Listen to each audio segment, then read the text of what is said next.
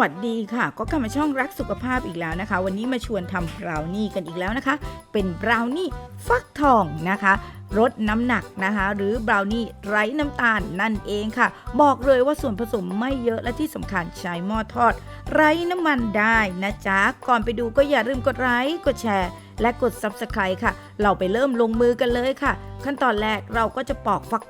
ฟักทองกันอย่างนี้นะคะปอกเปลือกทั้งหมดนะคะ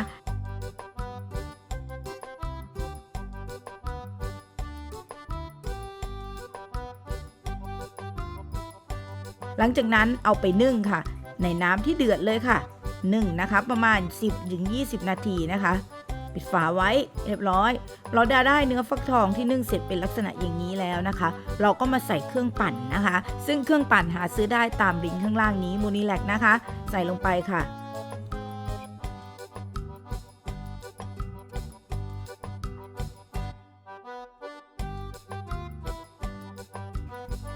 ตามด้วยไข่ไก่อีก1 ฟองค่ะ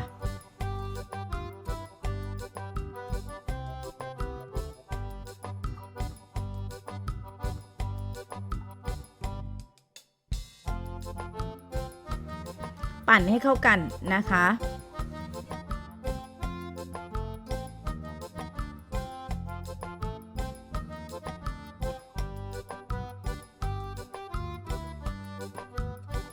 หลังจากนั้นค่ะเราเอาเนื้อฟักทองกับไข่นะคะที่ปั่นเสร็จแล้วเอามาใส่ใน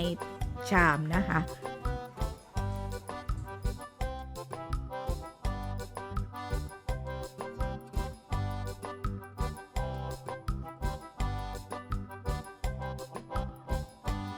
หลังจากนั้นใส่น้ำตาลรอหั่งกล้วยลงไปนะจ๊ะคนน้ำตาลรอหั่งกล้วยกับฟักทองให้เข้ากันค่ะหลังจากนั้นใส่ผงโกโก้ลงไปค่ะหรือผงคาเคาก็ได้นะคะและนะคะแป้งอัลมอนด์ลงไปเลยจ้าและผงฟูเบกกิ้งโซดาคนส่วนผสมให้เข้ากันค่ะหลังจากนั้นนำส่วน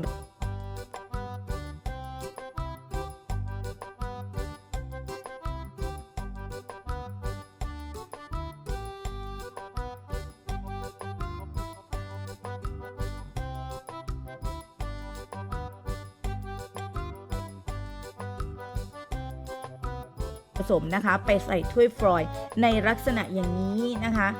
เกลี่ยให้ด้านข้างไปทั้งหมดเลยนะคะเกลี่ยทั้งหมดเลยค่ะหลังจากนั้น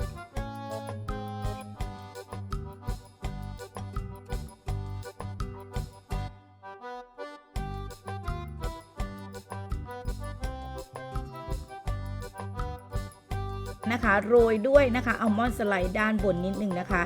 และนำไปเข้าหม้อทอดไร้น้ำมันกันนะคะโดยที่เราจะใช้อุณหภูมิที่165องศาเป็นเวลา15นาทีค่ะ